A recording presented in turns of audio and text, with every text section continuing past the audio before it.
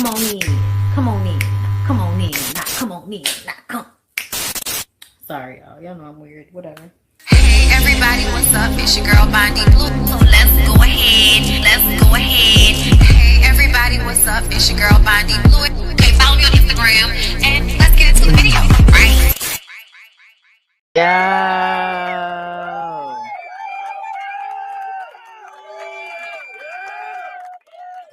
Could y'all hear my claps? Did y'all hear my claps that time? So let me see. I feel like y'all can hear it. Were we getting it? Let me know. Okay. Hi, everybody. It's your girl, Bondi Blue, and I'm back for another Bondi Blue show. Yes, we heard it. Great. All right. So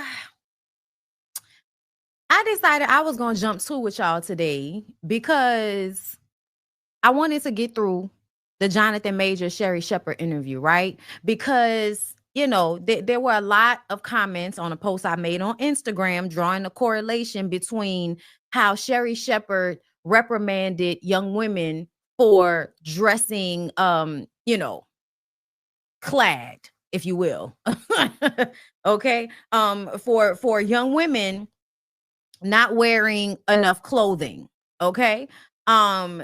A lot of times I feel like older women or women that have like a purity culture mindset, they put a lot of emphasis on women, you know, basically being sluts. Like it's a lot of, oh, you're dressing like that. Why are you dressing like that? Dressing like that means you don't respect yourself. It, you know what I'm saying? Like all of this. When really the truth of the matter is, it doesn't matter how you dress. If you are going to be male centered and pick a man over yourself, over integrity, over another woman, over a child, if you're going to pick a man first and foremost above all, you are usually the one that is selling yourself out more so than the woman that is simply wearing an outfit that is what is it? What's the word I'm looking for?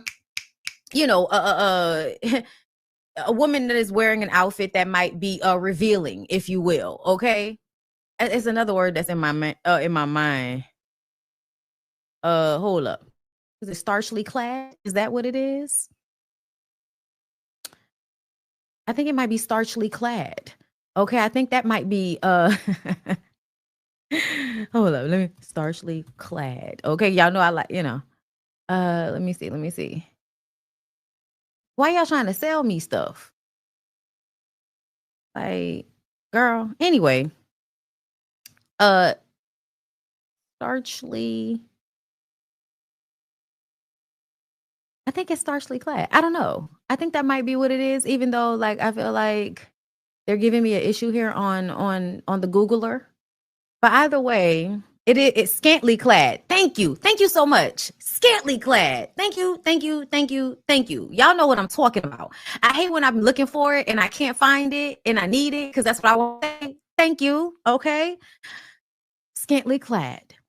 Okay. I saw Felicia Rashad speaking on this. We saw Sherri Sherpherd speaking on this, and it just annoys me because I feel like ultimately in every generation since the 70s, there have been scantily clad dressed women. And even before that, there were women that if they could, they would have dressed scantily clad. I also feel like as a woman, as I said on OLFP last night, as women, these titties only sit up the way they do for a certain amount of years. Do you understand me? Like your body is only going to give the firmness of youth while you're young. And in women's youth, whenever they decide to show off their body because they're proud of it, because it looks good, because it's beautiful, everybody starts to lose their mind as if this is an example of a woman willing to do anything for a man.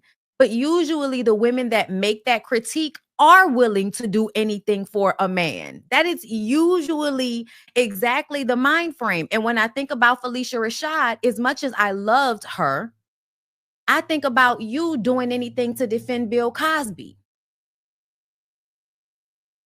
When I think of Sherri Sherpherd, I think of the portrayal of her, not her actual personality, but she's one of those comedians that I feel like whatever roles you were put into often as a young actress, That's who you are. You were a comedian. Meaning, like, y'all remember when they would have Monique do like the mean big girl? Y'all remember that, right? That's Monique's personality on some level. You know what I'm saying? In order for her to play that role. So when Sherri Shepherd used to be out here with the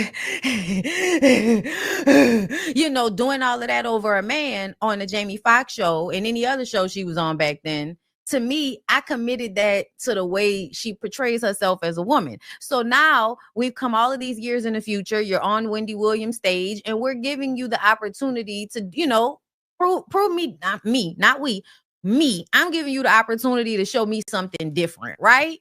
I wasn't hating on her like a lot of people was when Sherri got the job over down to the Wendy Williams show. Okay. Because, Wendy had to go. Somebody had to come into the footsteps. Somebody had to come into the chair.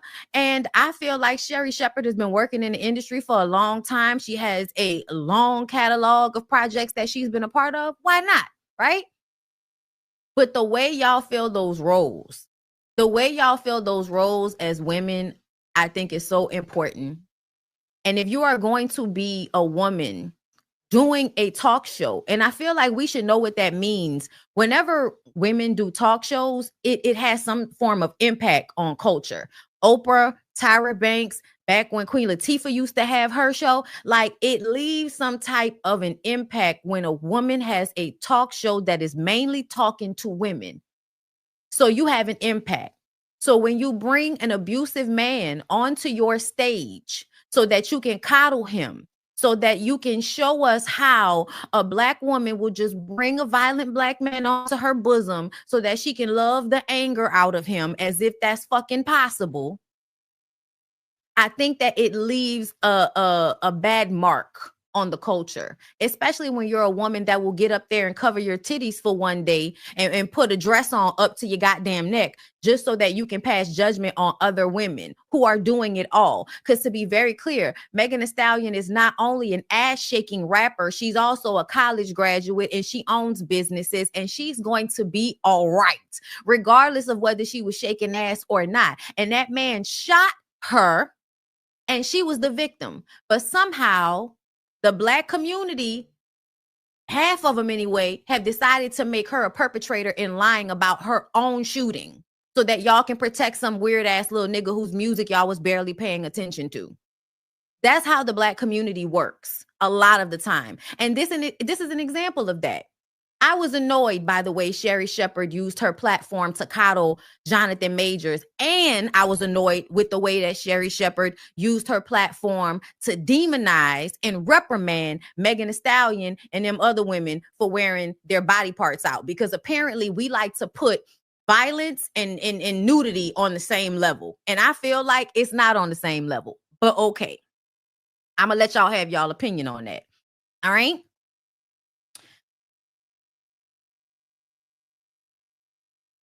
Somebody, another content creator, and I noticed this. Sometimes content creators, they like what I do. Sometimes they don't always agree with me, but I feel like there should always be some type of mutual respect, especially when you come in on my page, Vanessa, trying to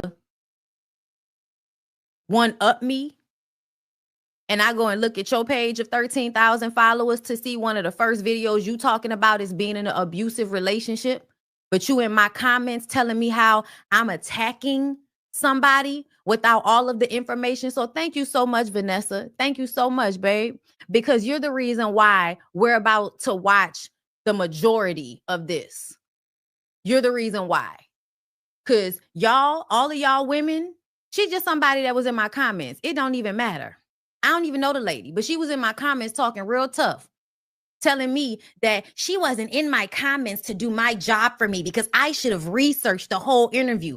I'm a person that understands nuance. I don't need to watch Sherri Shepherd's entire interview with this man in order to know this was a representation of a Black woman coddling a man who is abusive. I don't need to be very specific about the fact that the clip that was shown when I gave my commentary was about the role he played, and she was crying about the role he played. That had nothing. I don't need to be that specific in order to understand what's happening here, because the energy is throughout the entire interview. This is when he first come out. She holding his hand. Why? This is a representation of what she's about to do throughout this interview. I'm holding your hand through this. I'm coddling you. I'm protecting you through this. But let's go ahead and watch it. Thank you for being here, everybody. I appreciate y'all.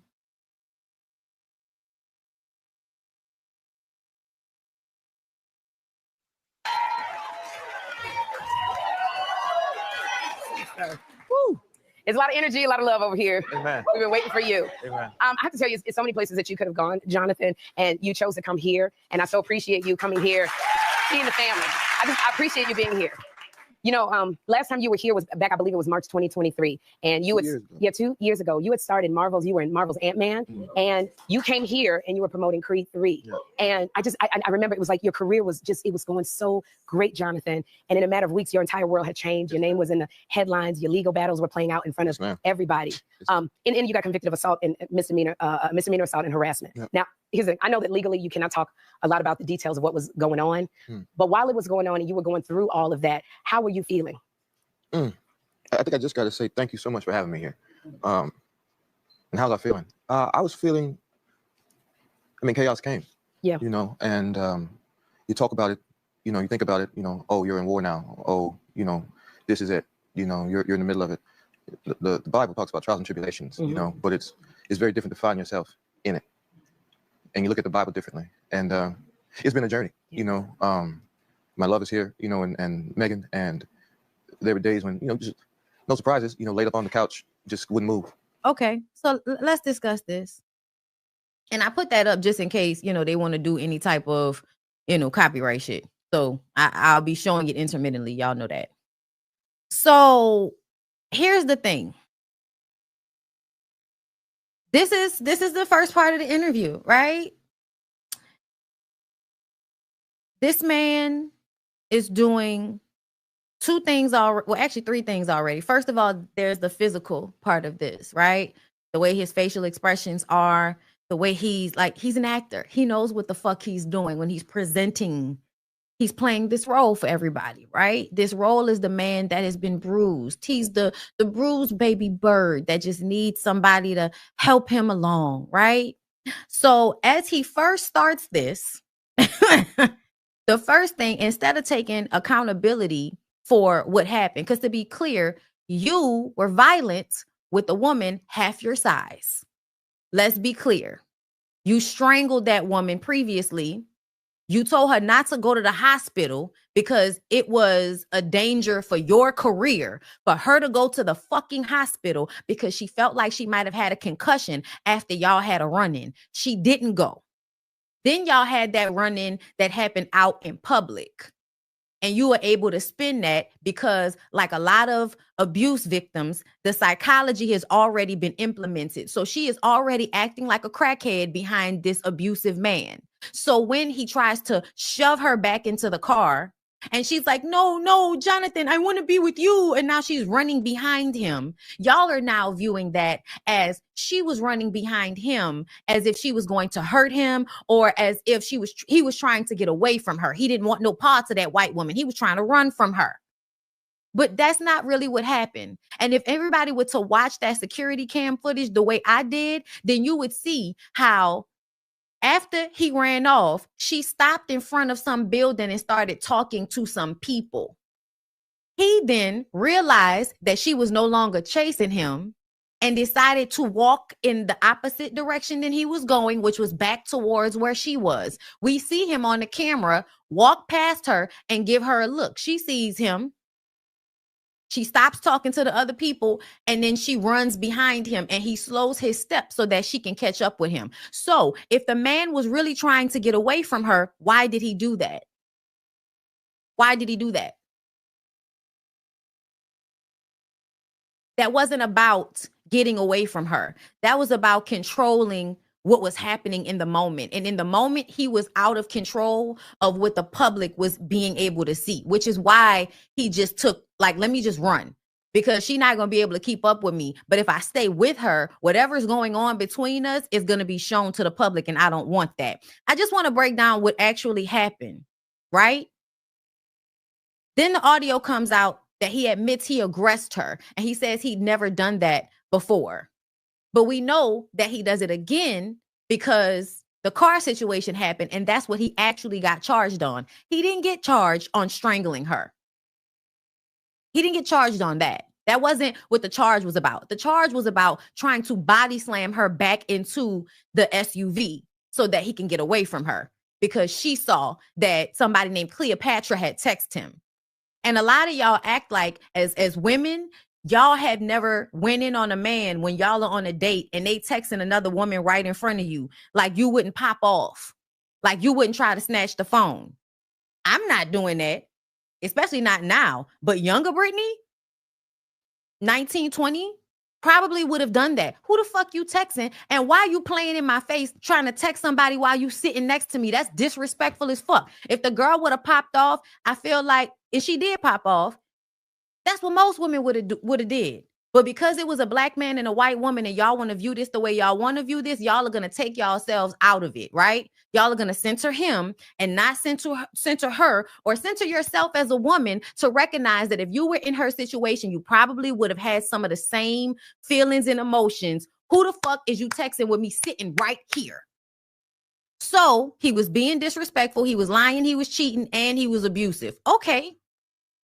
He's explaining this to y'all as if this is some type of war he's in. So now you've taken this very real thing and made it metaphorical. That way you can make it seem as if this is a trial and tribulation that life is putting you through and God is trying to take you out of. Then you can put the religion on it and make yourself look like a victim. That's what he did. I just want to be clear. Let's continue. Actually, one block down from where we are now. It's funny, when we drove in here, I looked and I went, oh, that's the place. Yeah. You know, that was hard. But it's been a healing journey.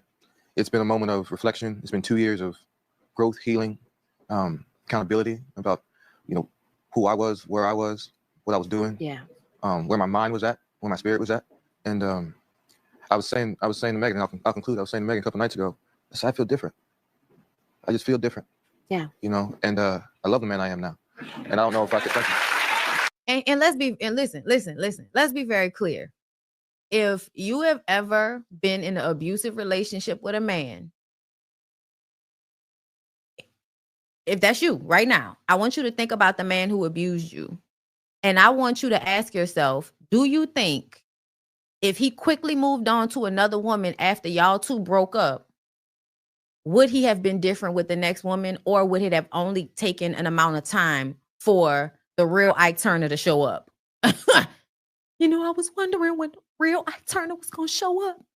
Because everybody knows how to manipulate and act as if they've changed without doing any real work. So he can get up here and perform and tell you it's been 2 years. But was there ever a break in time when y'all weren't together, you and Megan, where you didn't have another source to feed from? Like, were you ever on your own, having to dealing with your own feelings and your own emotions and having to calm down? Were you ever at a point where you had to go and take some deep-rooted therapy and be on your own to deal with it?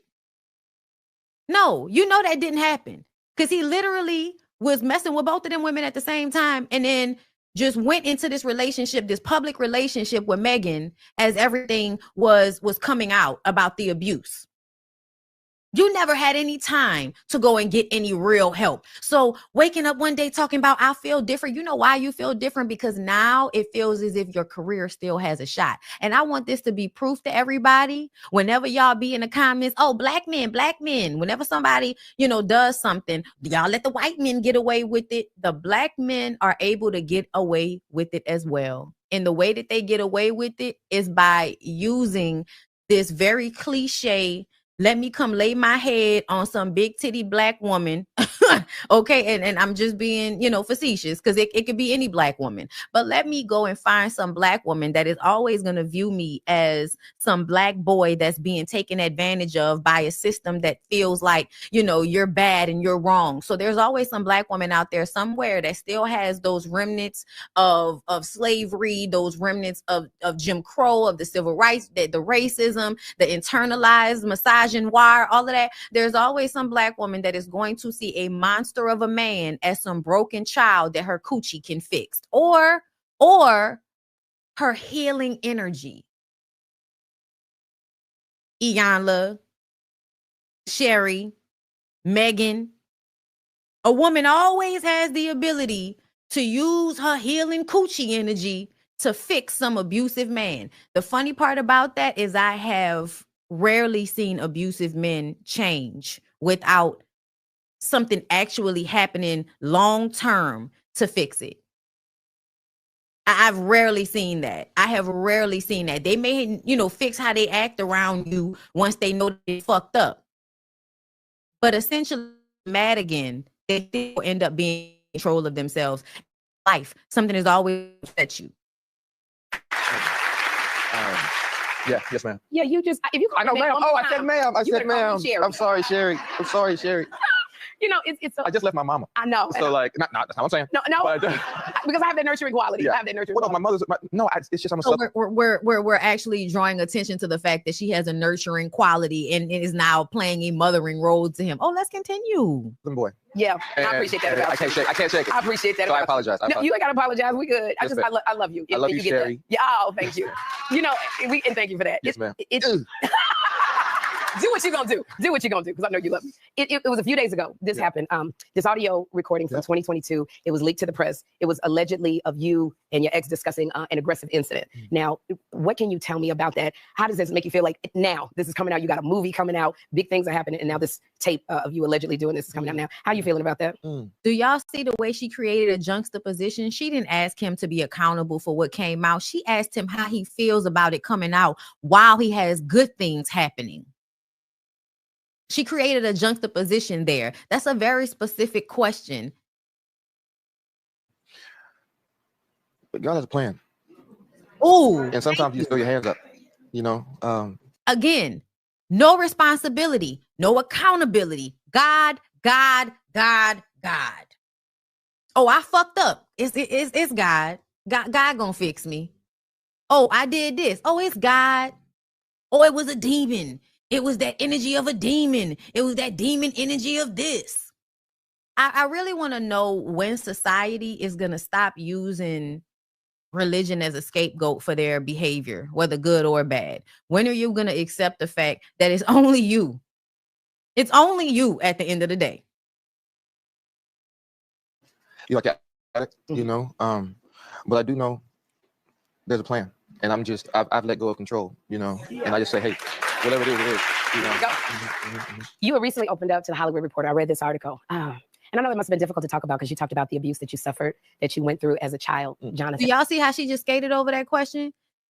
She asked him about the recording coming out. He said it's God, and now we move on to this role that he plays. But please tell me about how she was crying about a fucking clip. Please tell me about how she wasn't praising Jonathan Majors. She's praising the role that he played. In the first, however many minutes of interview, coddling, protecting, and allowing him to use God and Megan as a scapegoat. That's very hard to come out and talk about that because it's something so private. What got you to this place that you felt you were able to share that? Growth. In the past 2 years, so I'm an athlete, right? Yeah. And I'm an actor, right? And the two things that accompany those occupations are instructors, teachers, mentors. And I had all that. Okay. Athletically, I have that. I've got great trainers. I've got great nutritionists. I was blessed enough to go to some really great schools for my craft. But then there's the third vertical, just like the self. And the self, because I was so focused on career and health and all these things, Jonathan, myself, got left to the wayside. And the self, myself, I left that aside. And now in this moment, well, Jay, if the acting thing works for you and you did it this way, you got to do yourself wellness and your self-help the same way. So I brought in the Avengers, you know, of therapists, you know. So therapy really therapy and my pastor, you know, Darius Daniels, you know, who I love and cherish. Shout out to I'm sorry. I love the way he threw that out there, but I'm not gonna ever I'm never going to give much validation and credence to when somebody tells me that they pastor and their therapist helped them. Okay. Because usually there's some type of religious narrative mindset in there somewhere that is going to keep him from being fully accountable. Because let's be real, if and listen, I saw people in the comments talking about, oh, the movie look good. The movie does look good. Jonathan is an amazing actor. Nobody has ever argued that. I have watched almost everything that the man has been in because he is such a good actor. I would just appreciate you stop playing in my fucking face with all of these publicity antics to try to clean it up. Just come out and say, man, look, I'm fucked up. I'm fucked up. I have a really hard time at controlling my anger sometimes. And like a lot of men, I was not socialized that I should have to always control my anger, because displaying my anger backed people up off me. Displaying my anger protected me sometimes. So, you know, got me my way when I wanted it. But I'm now going through it so that I can relearn and I can let go of like, if people would be fucking real, I really do feel like a lot of us would be a little bit more understanding. But when you come in trying to pour sugar on shit and tell me it's green when it's blue, that's when we're going to have a problem. I'm going to have to keep clocking every time I feel like you lying or trying to manipulate. I'm sorry. You're not being honest. You're not being real. You're not. It just looks that way. Change Church. They have been, he didn't know I was going to say his name, Lord have mercy. I love you, man. That, and I was strong enough to go to it at that point. I'm a mother, Jonathan, I have a son, a teenage son. And I know hearing something like that, because you said you went to your mother and and you talked about this with your mother, that is something that the guilt would have been all on me. I don't know if I would have been able to let that go. And you said something, you said you didn't blame your mother. You just were telling her, just to get to that place. So that speaks of a certain forgiveness. Like, how did you even get to that point where you could talk to your mother about that? The first person I spoke to about it was Megan. Okay. And then months went by. So it's not like I was like, oh, great session. You know, great prayer. Call dad, call mom. Yeah. No. It was a process for my growth and for my family's growth. Because as I said, we're a Southern household, and certain things don't get talked about. And it was important for me that my mother knew that I, know, and that we were going to be okay. The family was going to be okay, and we were going to be stronger because of it. Because there was a cancer in our family, and there was a cancer in me. And you would be a fool to have a surgeon right in front of you and not go to it. To have a doctor right there and just be happy being sick because you were ashamed, that you sprained your ankle when you were 9. You know what I mean? That's silly. It's the drive for healing. Okay. Back up. Because I feel like the language he's using about his abuse is the language that should have been used somewhat. Because he's still doing this thing where he frames everything in some type of allegory or some type of metaphor. He never frames it for exactly what it is. And that's bothersome to me. People who don't talk straight and they always use some type of euphemism to say what they're saying. Yeah, that's problematic to me. Okay. And then months went by. So it's not like I was like, oh, great session. The guilt would have been all on me. I don't know if I would have been able to let that go. And you said something, you said you didn't blame your mother. You just were telling her, just to get to that place. So that speaks of a certain forgiveness. Like, how did you even get to that point where you could talk to your mother about that? The first person I spoke to about it was Megan. Okay. And then I don't believe this. I don't believe the first person he told about his abuse was Megan, because most of the time men use their abuse as a way to trauma bond with women. Months went by. So it's not like I was like, oh, great session. Great prayer. Call dad, call mom. Yeah. No. It was a process for my growth and for my family's growth. Because as I said, we're a Southern household, and certain things don't get talked about. And it was important for me that my mother knew that I knew, and that we were going to be okay. The family was going to be okay, and we were going to be stronger because of it. Because there was a cancer in our family, and there was a cancer in me. And you would be a fool to have a surgeon right in front of you and not go to it. To have a doctor right there and just be happy being sick because you were ashamed, that you sprained your ankle when you were 9. You know what I mean? That's silly. it's the drive for healing, you know. That's hard for, you know, especially for Black men going to therapy, talking about their mental state, crying. How would you speak to that for Black men being able to go and get help, to be able to talk about those things that are so painful? Right. I mean, to my brothers, I got to say, like, we walk around all the time talking about, oh, what's up, King? What's up, bro? I got you, man. I'm holding you down. What's a king if he's not full? You know? I really want them to stop clapping at everything he, you know, at every period. There's a clap. Stop it. Please stop. What's a brother if you can't talk to your mans and be like, hey, this is what I'm feeling right now. Yeah. And hey, I'm feeling this way because of this, you know, and to be able to identify it, you know, and then to get help with that, you know, like that's a superpower to go, I know, and I don't know everything that's in me right now. I don't know but I'm digging and I'm working at that, you know? So for my brothers, I would say, hey, we got to grow. We got to move, you know, and don't let anything stop you from being the best man you can be, you know, and usually the thing that stops, and this is what I realized, the thing that stops you from being the best man you can be is the man in the mirror. You know, that's the guy that's carrying all the shame, that's carrying all the, he's carrying, that guy is the guy carrying all the hurt, you know what I mean? And he gets tired, you know what I mean? He gets really tired. And we get tired, brothers, you know what I mean? Like life is enough. Walking around as a Black man is enough in this country. That's hard, you know? Get your foot off your own neck, you know? And the best way to do that is to get in touch with yourself, you know, and to deal with those things. You know, it's something that struck me. I remember watching you in an award show, and so right now, this is the I'm getting emotional, right? And y'all may not be responding to my tears the way I want y'all to. So now, even though she's moving on to the next question, he is like, I gotta let y'all know that I'm emotional. This nigga is acting. Iyanla Vanzant was. But be clear though, I want y'all to understand something. Something about abusive men that are like this, y'all. Even though they're acting, they're actually feeling the feelings. Like, I want to be clear that I can actually see and understand as an actress myself, like when you are able to go and reach for something inside of yourself in order to bring your tears forward, you are in that emotion in the moment. So that's why this looks so real. Because, and especially with abusive men, I don't know if y'all have ever seen it, but nobody cries like a nigga that's gonna backhand slap the fuck out you for no reason at some point. Like, nobody cries and showcases all of their brokenness like a man that is going to knock the shit out of you at some point. She welcomed you up on stage and you hugged her and she held you. And I know there have been women of color who felt you deserved a second chance to rebuild your life. What has the support been like for you from women surrounding you in your life, Jonathan? So I'm just looking at that. Yeah, we all looked at that. Like, you just couldn't stop. You let go. Yeah, it's You know, I changed my mind back and forth about the Iyanla aspect of this because I feel like Iyanla is still supposed to be who she's supposed to be. So, you know, if somebody comes to her and she does her work to heal them and they go on and they have not actually changed, it's not a representation of her lack of power. It's a representation of the fact that that person didn't really want to change. But there is something about the way things are done when they are done in front of people that I recognize as intentional. And so as much as I have grown up really being emboldened myself by Iyanla, being emboldened myself as a young woman, a lot of my understanding and my self-respect came from my mother giving me Iyanla Vanzant books when I was a teenager. So, and I've read her books throughout my life.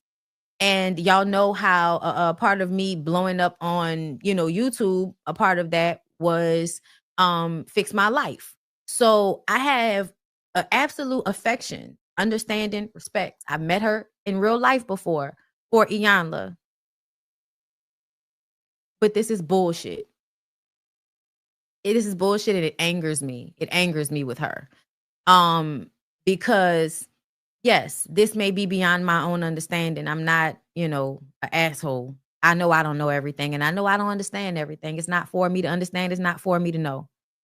But because of my own personal shit, it has always bothered me to see women coddle abusive men. It has always bothered me. It always will. Because I see the way y'all go after people that are not abusing anybody. I see the way y'all other people that are not abusing anybody. But because they are not in a box that makes you feel comfortable, you feel okay with being abusive to the girls that y'all consider fast, to the gay girls, the gay boys, like to anybody that's outside of what y'all deem as respectable or fitting into some type of role, y'all will spit fire and venom at people that have done no harm. But somebody that actually does harm, you will respect, you will venerate, you will praise and ignore their faults while continuing to allow the abuse to take place. So for me, when it comes to Iyanla today, right now, where I feel about it, watching them use the clip of her doing all of that, especially now that I feel how I feel right now spiritually, it's giving bullshit. It's giving bullshit on all fronts. But whatever you need to tell you, it's been really beautiful, you know. Primarily because, you know, so much of my you know, we talked about the incidents in my youth. Like, you wear that, you know, and people sometimes confuse their character with their trauma. You know what I mean? And you start moving a certain way and having certain limiting thoughts because of something that happened to you. Yeah. And when I see sisters holler at me in the street, you know what I mean? When I'm walking down the road and they just pull me aside and want to pray with me on the corner, you know, it goes, oh, I feel emboldened and I feel confident and I feel encouraged to keep going the way I was going, you know. I know y'all may not have heard that the way I heard that. I know somebody's going to interpret it differently. I heard it, and what I heard is whenever there are pick-me women that are willing to coddle me because they see their brother, son, man, what have you in me, they see a man that they would want to fuck in me, they come to me with all of their bosoms. And they pray for me and they coddle me and they tell me that me strangling that white girl was perfectly fine.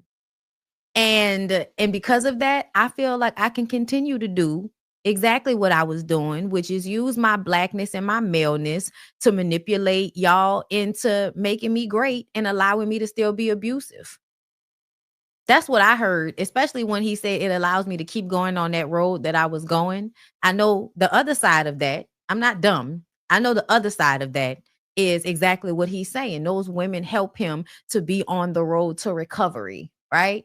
Those women let him know that him going through the therapy and getting well, that's the road that he should stay on, because while he's on that road to get back to his career and back to the height of his fame and success, there are Black women along the way telling him, you got it, son. You got it, baby. You got it, boy. You got it, man. So you can see it one of two ways. Keep going to the help, you know what I mean? And when I look out here and I see all these sisters, I was like, I don't know if they paid y'all to clap or what, but man,